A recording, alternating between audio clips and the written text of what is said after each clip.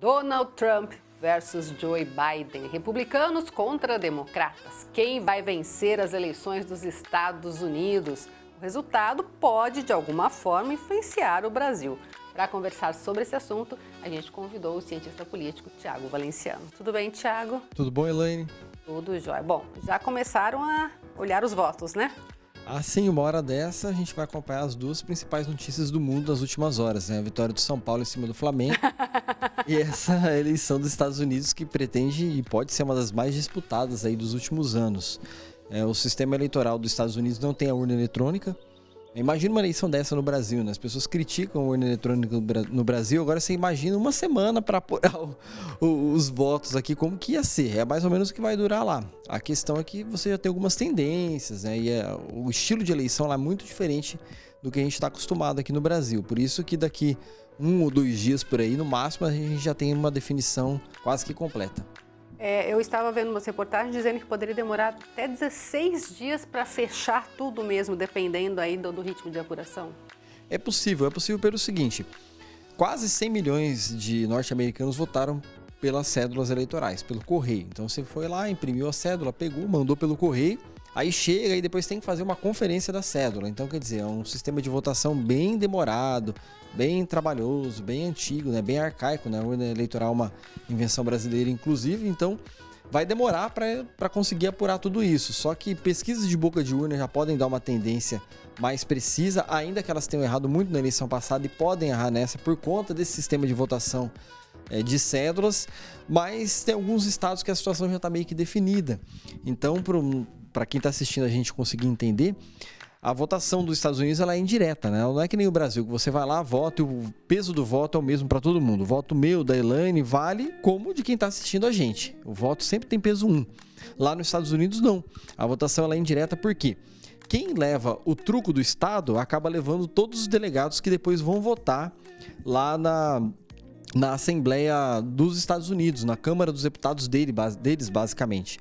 Então, por que eu falo que é um truco do Estado? Quando você truca alguém, você leva todos os pontos daquela trucada. Então, é mais ou menos isso que acontece lá.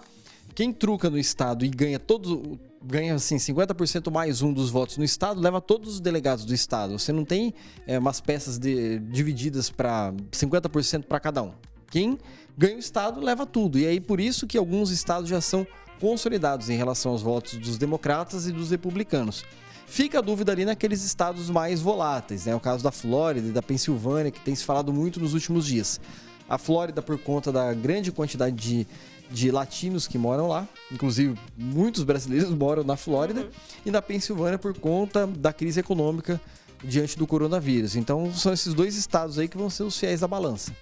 Agora, uma coisa interessante é que mais gente decidiu votar, me parece, nessas eleições americanas, já que o voto lá não é obrigatório, né? Ah, sim, a ideia aí é que chega a praticamente 130 milhões de pessoas votando.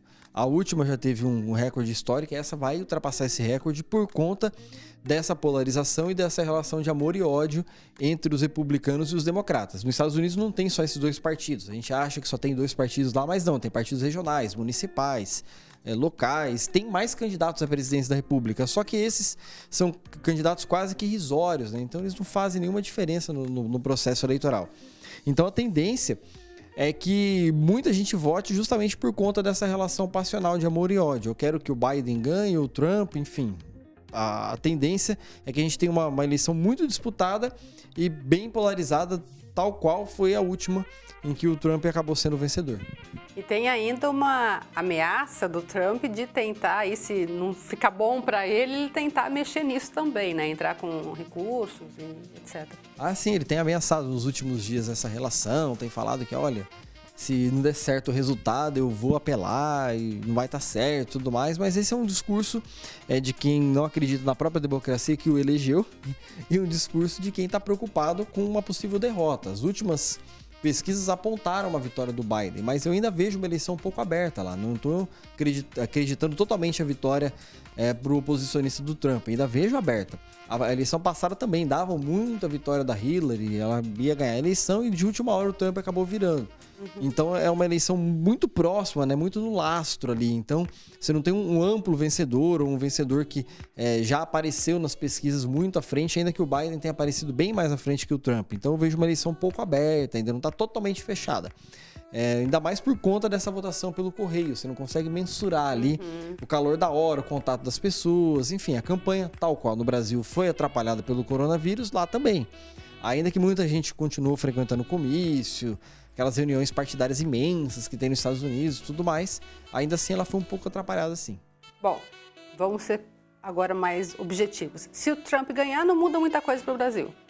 Não muda muita coisa porque ele é aliado do presidente Jair Bolsonaro e a tendência é que esses acordos comerciais se mantenham. Se ele acabar perdendo, aí sim muita coisa do cenário da geopolítica internacional pode mudar, não só na Europa como no Brasil. A Europa está um pouco órfã dos Estados Unidos, ela não está um pouco conectada com os Estados Unidos nos últimos anos, e o Brasil está bem conectado, bem ligado com o governo por conta dessa proximidade entre Bolsonaro e Trump. Se ele acabar perdendo, aí alguma coisa pode impactar diretamente no Brasil, principalmente nessas questões relacionadas ao clima. Isso tem pegado muito nos últimos dias, muita gente criticando internacionalmente o Brasil em relação às medidas do governo de combate ao desmatamento da Amazônia, às queimadas no Pantanal. Então isso pode influenciar de alguma forma no Brasil, sim. Mas já foi levantada também a hipótese de se mudar todo esse discurso brasileiro caso o Biden ganhe, né?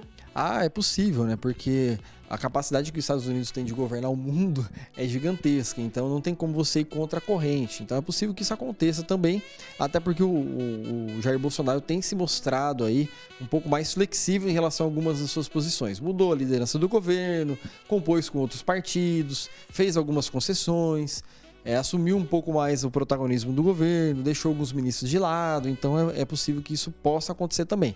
Afinal de contas, o governo é um pouco uma caixinha de surpresa, né? Ninguém sabe o que vai acontecer no dia seguinte. Então agora é só esperar. É só esperar, talvez 2, 3 dias no 16, mas é esperar um pouquinho, porque a apuração vai ser atualizada ali quase que em tempo real e os olhos do mundo todo nos próximos dias estão voltados para os Estados Unidos. Não tinha como ser diferente. Tá certo. Obrigada, viu, pelas informações.